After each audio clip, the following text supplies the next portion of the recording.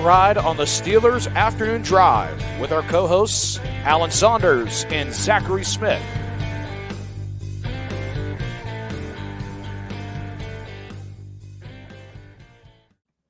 Welcome into an episode of Steelers Afternoon Drive. I'm Zachary Smith. That is Alan Saunders. Alan, we got him. Pittsburgh Steelers linebacker Elandon Roberts joining the show. We've talked about it a lot. We teased it yesterday on Twitter and on the show. We finally got him. E, how we doing? Man, I'm all good, man. I'm all good. How y'all doing? I'm good. I'm glad we finally got you on the show. We talked about it back during the season. You actually listened to the podcast before you're on. You were telling me about it. You're like, hey, why don't you tell me you have a podcast? When am I going to be on? So I'm finally glad that we got you on here. I'm excited to do this. Yeah, man. I'll be seeing y'all stuff, man. Y'all podcast. It's dope, man. I've always told Alan, like, you see some and you like, man, they so far off. Like they have no clue. But looking at you guys stuff, I'll be like, man, okay. They be on it, man. You know what I'm saying? I like to see like the good minds around the sports and just not like just kind of clickbait, just stuff that is like, okay, like they are really like, dissecting certain things and seeing it for what it is and whatnot, not just trying to like either put a negative narrative or just try to like just talk about something and it's just so far off. You like, yeah, that ain't it. You know what I'm saying? So, I think it's dope what you guys be doing. We appreciate that. You hear that, comments? I want everybody to take recognition of what he just said. Also, for anybody wondering, I will be screen recording that, posting that, and just playing it on a loop. So be ready for this actually be just for yourself at home as like a motivational, yeah. Literally, as soon as we're done recording right now, I'm gonna go have dinner with my parents, and I'm just gonna be like, "Hey, Dad, listen to what is said right here." Well, I gotta say, I think we're pretty big fans of what you bring to the table too, and I think a lot of people in Pittsburgh have really, I think, right away gained an appreciation for your game. I'm not sure. I know that maybe when you were in New England, they didn't have that level of appreciation, but I think you're someone that when you look at what the Pittsburgh Steelers are all about, especially on defense, you kind of fit like a glove with what this franchise wants to do, has always wanted to do. Has it felt that way for you too, just coming into Pittsburgh and seeing what it's been like to be a Pittsburgh Steeler? Yeah, I definitely been embraced by, you know what I'm saying, not just the organization, but the fan base. And it's a real cool thing, especially when, you knew, and obviously this has been the type of organization that in the past, built through the draft, so to be a free agent coming in and fans embracing you, it was kind of like, okay, you know what I'm saying, it's dope. Like I'm glad that they see that, just because he wasn't drafted to Pittsburgh doesn't mean you don't fit in, with the blue collar type, city and whatnot. And, with New England and Miami and whatnot, I do feel like I got a great appreciation for New England. That's who drafted me, had some great teams there, been a part of some great things there and whatnot, and stuff. So it was my time in New England was great because that's the organization that gave me my opportunity to be able to become the player that I am. And when I say that is I had great leadership from learning how to lead and learning how to be a linebacker from the standpoint of seeing the game from a different level. You know what I'm saying? I text Dante Hightower all the time, like he's, their linebacker coach now. And, I tell him how much I appreciated him. I had Jamie Collins in that room. I had Rob Nikovich. And then in the secondary, you had great leadership from Devin McCourty. I had Stephon Gilmore when I was there, Malcolm Butler. You know what I'm saying? A lot of these guys that, when they left, like Logan Ryan, when they left the organization, they were still like very, very influential people in other organizations. And, I know why, because of the great leaders they are, on and off the field and their intelligence. Like these guys really made me look at the game from a different level. And even 1 year we got David Harris. Remember, he spent a lot of time with the Jets, most of his career.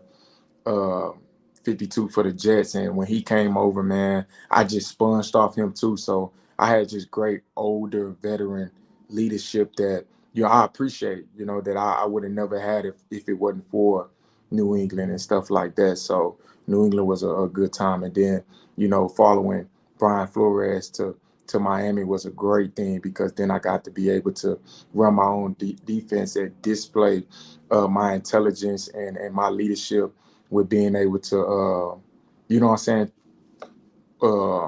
lead a defense myself, and stuff like that. And obviously Coach Brian Flores, great mind. So, I was still learning in the process too. So, and then obviously getting here and stuff like that, man, this organization has been just top tier, from not just a talent like on defensively, but just the leadership. Like it doesn't get no better than Cam Haywood, TJ Watt.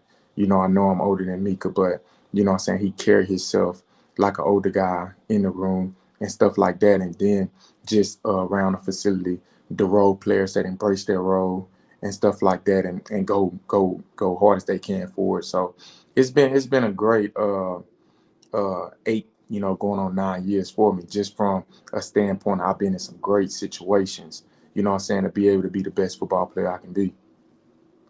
Yeah, I want to know, what did you know about Pittsburgh before signing here as a free agent? Like, did you have any relationship with anybody in the organization, or conversations with Mike Tomlin prior to signing here? Like, what lured you to Pittsburgh? Man, I only did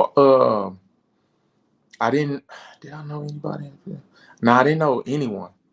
Wow. Okay. Anyone. All I knew was Brian Flores and Jared Alexander. He stayed last year and coached here and helped in the secondary before leaving for the Raiders and whatnot. But that's it.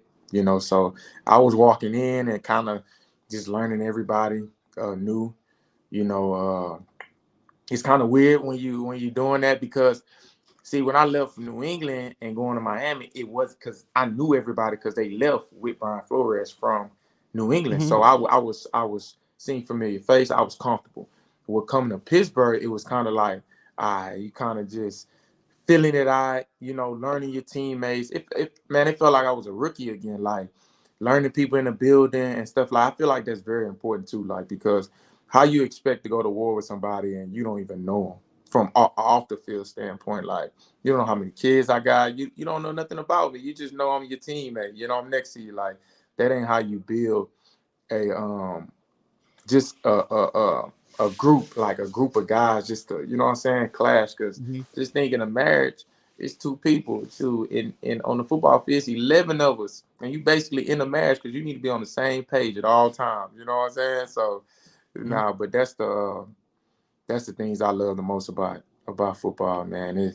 It's different every year. It's different, and you gotta figure it out and whatnot and stuff like that. So, Alan, you're muted. I can hear you, Alan.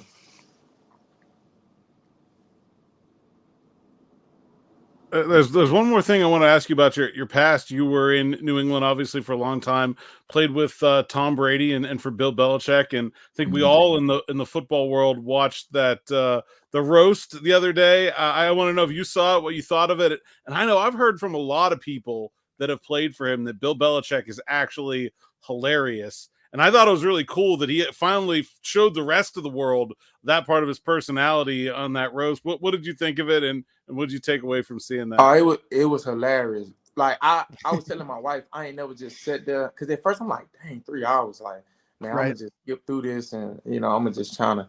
But bro, I sat there and watched the whole through. I started laughing from when it started to the end. Like, and it was so crazy because, like, I played with all them guys. Besides, like, the older guys like Randy Moss and you seen Willie at the top, but like they was Matt Light was there. Yeah, they was all around the organization, so it felt like I'm like, dang, I know everybody up there, because they always was around and stuff like that. Especially Willie, like, he'll come back, and at one point Willie came to Miami and was helping out there, what I'm saying, and stuff like that. So me and Willie got a good relationship, so it was funny. But like, man, seeing them guys like even Bill got a personality, you know what I'm saying? He don't really show it to the media. He kind of straight face it, and I'm just focused on Buffalo this game.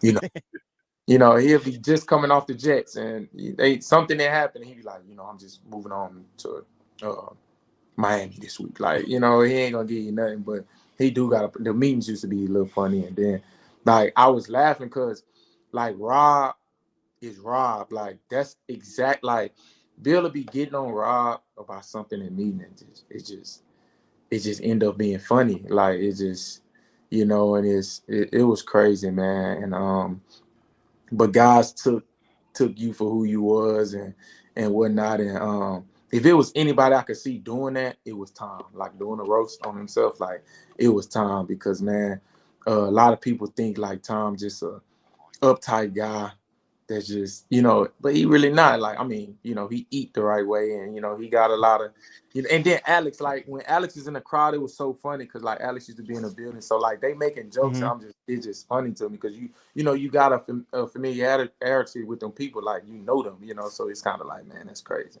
But like, nah, that jump was funny. Like I can see myself rewatching it just to laugh again.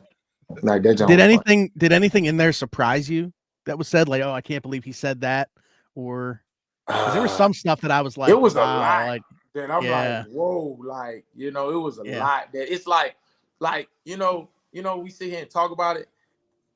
It was so crazy. I don't even feel comfortable with repeating it. Like, I'm just like, no, please don't. We would like to be able to monetize this episode. Then somebody be like, see, they feel the same way. Like, I'm just like, hey, it was crazy. All I can say is, that was crazy. Like, I would have hated to be on stage. Like, please don't call my name. Please don't call. Please don't call. Like, hey, y'all seen Rodney up there? He was looking the whole time straight face, like, y'all come play with me if y'all want. Y'all gonna see why they got this fire when I played. Like, I'm like, boy, they ain't cracking no jokes on Rodney up there.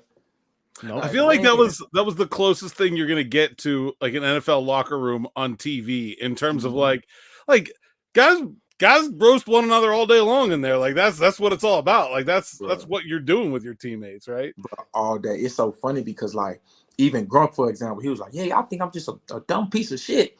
And I was laughing because like Grunk really not dumb. Like dude really smart. Like he really smart, like and stuff like that. But he just goofy. Grunk goofy. So it's funny. But I'm just like, dang, they getting on my boy Grunk head right now. You know, and then he go up there and just I'm like, man, they didn't poke the bear. Like Grunk was hilarious, bro. Like, but he's so good of people. Like, you know, on the field, off the field, Rob not gonna get too high. He not gonna get too low. He gonna be true to himself, and then he gonna go out there and just perform crazy. It's just like what he said about Rob running wrong route. Ooh, touchdown, baby! Like I didn't seen that happen.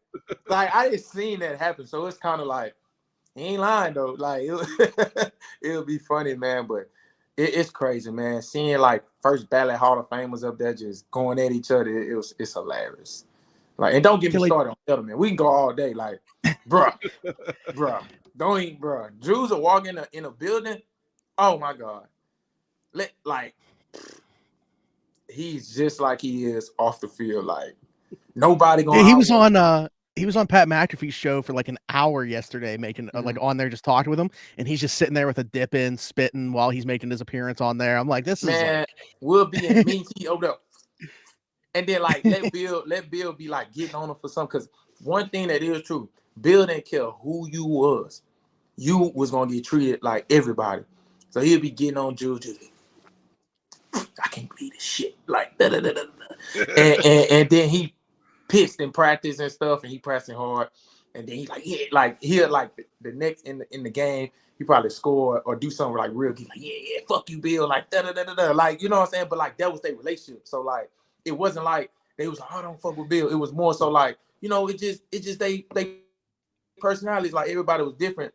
And I think what Bill did good was he let everybody be everybody, you know. But at the same time, like he got on your like, bro. One day when he got on Tom, I used to sit, the linebacker sat in the back of the room and against like the right hand side of the wall, and I was just like, yeah, I mean this much. If he didn't told Tom something, I mean this much to this organization, like, you know what I'm saying? But it was just because like what he held, the standard he held for everybody, and we understood it. We understood it, so it was dope. It was dope seeing them guys up there. We've talked a lot about the relationships being built here, and obviously there's been, like, you looked at last year with the linebacker room, bringing in a lot of guys from free agency, such as yourself, Cole Holcomb, Quan Alexander being brought in late, and then injuries happened last year. You take on a larger role. This offseason comes. Cole's, kind of up in the air with how quickly he's going to get back onto the field. Bring in Patrick Queen. What have your conversations been like with Patrick? Have you had any yet? What has that relationship started to look like this offseason? Yeah, me and P Queen had text twice and stuff like that, and it's just been like, hey, the first one was, man, it's great to have you, introduction, this is my number, blase blase, and then the next one, we were just talking a little bit, then we talked about when we was gonna be, showing up to training and whatnot like that. But it's been, I just been letting him enjoy himself and stuff like that. We got a lot of time to build chemistry and I whatnot. know he's big into fishing. What do you like to do in your, like, what have you been doing besides working out, getting ready for the season? Man, I got 3 kids. All right, yeah, that's the answer right there. Yeah, nothing else. It's family time with me, man. I got a 50-5-year-old, a 3-year-old, and one on 50-1. So, man, I train real hard. Like, I'm a big football guy. Like, I'm really like breaking down stuff. Like, this part of the year, I really like just dig deep into myself. Figure out things that I need to get better at. Figure out ways to get better and stuff like that. I'm always looking at ways to process the game faster. Obviously I done seen everything, but with these, new offensive coordinators and how they're scheming things up, man, they making a picture so blurry, but it's ending up the same thing. But they moving the picture so much, try to out-leverage now in the run game by maybe just moving receivers or blocking more. When a lot more window dressing. When I first got drafted, a receiver coming up, man, we ain't worried about him. He ain't gonna block nobody. You do not want this heat. But now, like, man, the receivers getting in there, man. They doing dirty work, man. And I think with teams that build that, I think that's why they're having success in the running games, because guys are willing to, stick their head in there. Obviously, I got drafted in 2016. The game was different too. You come across that middle if you want, you're gonna get put down. You wasn't getting fined at that point for it. So it's a lot of stuff that changed. So now it's kind of like, okay, they kind of willing to, but they helping defensive players out too, like myself. Like, they can't cut coming from outside in. When I got drafted, they could do that. So it was kind of like, you like, oh, don't hit my knee. Like, you kind of trying to get out the way, and stuff like that. You had to be cognizant of all that, just like linemen used to pull outside, man. Them DB wasn't playing that. They cutting the whole, everybody couldn't cut. Well, you can't do that now. So now them DBs be, they be standing in there, and stuff like that. So the game has evolved so much, from 2016 to now. And it's crazy because it's really the same game. It's just the window dressing of it, and stuff like that. So, that's why I try to, like, stay sharp on and stay in tuned on to, like, okay, what are these new school OCs doing? Like, how are they getting to it? Why are they doing it? You know what I'm saying? What type of situation is putting us in? Because the quicker you can get that down, you can start anticipating, and now it's like second nature to you, and stuff like that. Because I remember right when San Fran really started doing all that, boom, boom, boom, boom, boom, and it was like, whoa, hold on, like, let's, like, okay, they out leveraging us, they getting ahead of us. So now, like, you see it across the whole league, everybody doing it, because they can say what they want to say. The NFL is a copycat league, so you either gonna get with it or you're gonna get run through, and stuff like that. It's a copycat league, and you got to get on the trends, what I'm saying, and stuff like that. And for defensive guys, you got to, stay in tune with it, because this a moving train, and if you don't adapt, they used to have a saying, you got to adapt or die, like that. So, it's up to you. But I that's why, like, I really stay in tune to it, because once we start putting it in, I'm already then got to that level in my own head in the offseason, because I want to see how teams was making these big plays, like how they was having all these splash plays, how they was having these explosives and stuff like that. And it's just a lot of window dressing and whatnot. So, yeah. One of those things I think is a very interesting change is bigger receivers going in the slot now. You're talking about receivers, blocking. Like the Eagles drafted a guy from Florida State, Johnny Wilson. He's 6'7", 230. He's going to play in the slot. Like that's not a wide receiver. That's Gronk. Like that's a whole tight end. So yeah, that stuff's fascinating, man. Also, you talked about your family a little bit. The one piece of the schedule that we have out before we're recording this is that the Steelers are playing the Kansas City Chiefs on Christmas Day. What was your reaction to getting a day on Christmas? And just as a player, maybe when you first get that look at the schedule, what's sort of the first thing you go down and look for? What are you looking for? What do you care about in terms of when you're playing and who you're playing when? I kind of always look at the first game of the season. It's good to I look and see okay, we got like you said, Kansas City on Christmas and whatnot, but I always go down and see the first 4 games. And I want to know, did they change coaches and where are they coming from?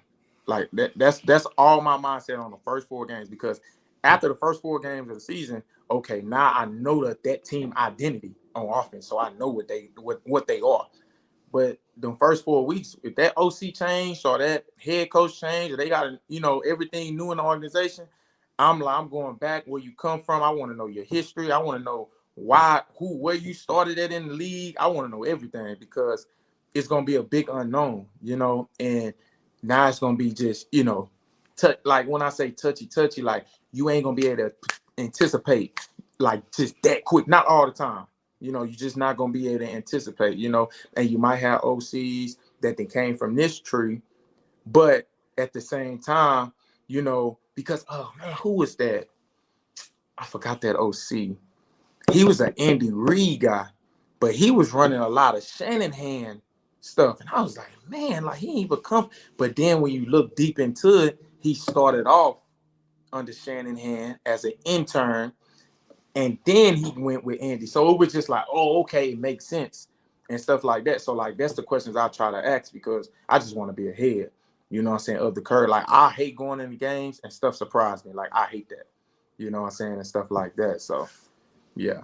And I just learned that from like Brian Flores from early in my years of playing, like, hey, sometimes it's bigger than the film. You need to figure out where these coaches come from, because that'll tell you your story also. One of the things, obviously, Christmas is on a Wednesday this week. That means you'll have back-to-back short weeks ahead of that. How do you feel about playing those short week games, just maybe 4 or 5 days of rest? And do you feel differently about them now than you did maybe back when you were a rookie in 2016? Oh, that's crazy. I did not know they were back-to-back. Man. Yeah, so you'll play Saturday. So it'll be Sunday to Saturday and then Saturday to Wednesday. So it'll be like a Monday night week, and then it'll be like a Thursday night week, basically. I mean, it is what it is. But, like, see, if this was early in the season, I wouldn't even care. Like, I'll be like, I'm good. Like, but when it's in the back end, you like, look, football count after Thanksgiving.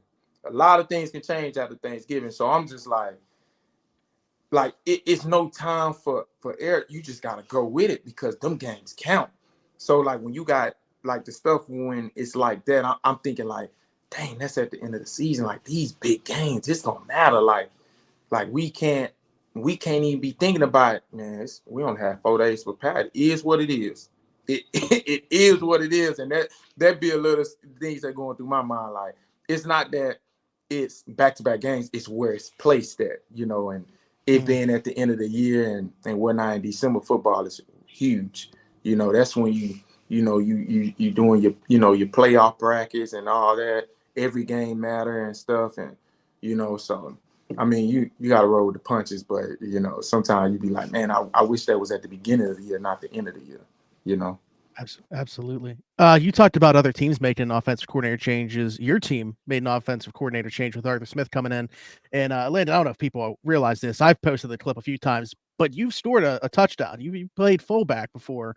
There's not a fullback added to the roster yet. I mean, can we maybe put it on Arthur Smith's plate? Hey, let's get E-Rob on the offensive side of the ball, get him a touch or two, and see if we can make some magic happen. Man, look, when I did that in New England, it was crazy, because like our fullbacks had like all got hurt. Everybody. Yeah. So Bill was like, hey, we did it before with Mike Vrabel used to go do it and stuff like that. Yeah. And he was just like, look, E, It's just these players right here, Tom. And I'm like, man, and look, they knew they sent Tom, so I can't tell Tom no. So Tom came to me like, hey, E, it's gonna be great. It's gonna be great. Then you can go on defense, make all So, Bill was like, yeah, your role ain't changing. You the Mike linebacker and stuff. And that year I had made captain for New England. So, it's just a different, sense of pride and urgency to where I was like, man, whatever the team needs. So, yeah, I had went both ways. And, yeah, man, I was able to catch my little touchdown. It's crazy about that touchdown pass, too, because we had ran that same play on Miami in the second quarter. I was wide open. And Tom at halftime was like, hey, E, you was wide open. We're going to do it again, whether you open or not, I'm throwing the ball. And in my mind, I said, Tom, in practice, you said you weren't throwing that ball. Like that. Like, you said you weren't, but it's cool. You throw it. So I told Tom, no, true story. I hope Tom see this so he can tweet I ain't lying.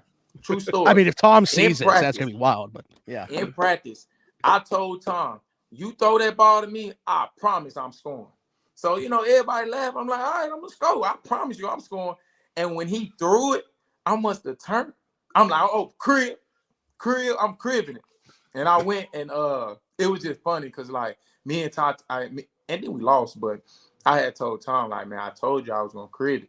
You know what I'm saying? And stuff like that. So we laughed about it and whatnot. But, yeah, that was crazy. You got that ball? Did you keep that ball? You better know it. And I asked Tom to sign. He got a little signature on there. I figured I had to make sure. Yeah, man. It's in my man cave at the crib, man. He signed it for me and whatnot, man. Tom, great, man. When I tell you, Tom Brady is not just great on the football field. He's a great person off the field. Like, this dude, for all his just accomplishments and everything, man, the guy you see, that's the exact guy is off the field. Like, it's nothing fake with Tom. Like, this guy is a true professional. He's a man that that carry himself so well that, like, I promise you, like every person, like, when this man talk, needs to listen because it ain't fake. Like that, man. That man is a true leader, man. Like that, and just. So you're saying the only reason to hate him is because he beat our favorite football teams? That's the only reason valid to hate him. Huh? He did do a lot of that. The only reason that we could hate him is because he beat our football team. That's the only reason anybody could hate him. That's the only reason. If you meet him, you're gonna be like, dang, I want to hate him, but I can't. Listen, once he moved on from New England and went to Tampa Bay, I found myself rooting for him. I'm very interested to see what it's going to be like. I was there with Debo when we played in the Super Bowl versus the Eagles. And Debo came in, Debo. And me and Debo got a great relationship. He came in, he just, I heard Debo say it plenty of times. He said to me, he's there like, man, I want to hate him so bad. Like, I know. If Debo coming to every day, I know he gonna change. He gonna change. It's no way he like this. And Debo was like, bro, this man is really cool. Like, he like this every day. Like that. It just be funny every time I see Debo. And that's why he talks so highly about Tom. I wanted to hate him so bad, and I just couldn't. You know what I'm saying? He good people, man. I can't wait to see what he's going to be like as a color guy on TV this year. I know that's going to be very interesting. I know, that's crazy. That's crazy. It'll be crazy seeing like that. Well, you talked about Dante Hightower as a coach. Tom's doing TV. Have you thought about where the future lies for Elandon Roberts after football at all? It's crazy. I was just messing with Mike T about this. I was like, yeah, by 3 to 4 years, you're gonna have to put me out. That's what I just told him today. So you're gonna put me out in 3 to 4 years and stuff like that. Cause I'm just, obviously I'm getting older, and whatnot. And in 3 to 4 years, I might be looking at it a little different and whatnot. And I love football. I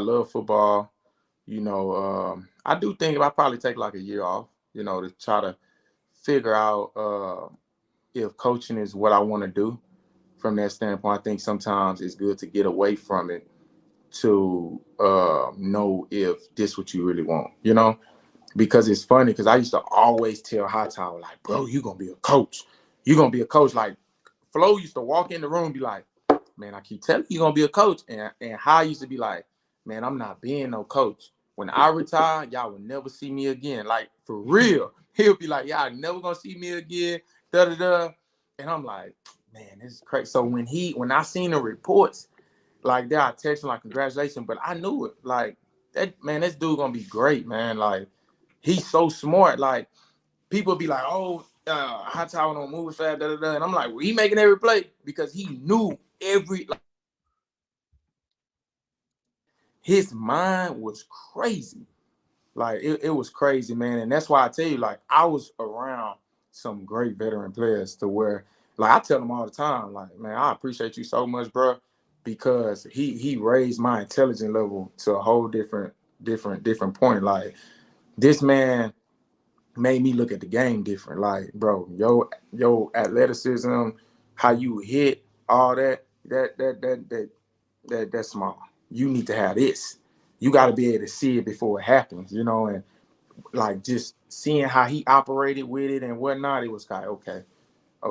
Like, I got you. And then like my third year, that's when me and him was like full time, like all the way. He was like, hey, them training wheels off. Come on. And shoot, we hit it, you know, and stuff like that. So I can't say enough good things about Dante Hightower, and I feel like he's gonna be great. I would not be surprised if it's like a Mayo situation, you know, not obviously not with New England, but a Mayo situation where, like, man, in a couple of years, people's gonna be trying to grab him for a head coach because, like, this guy's awesome, you know.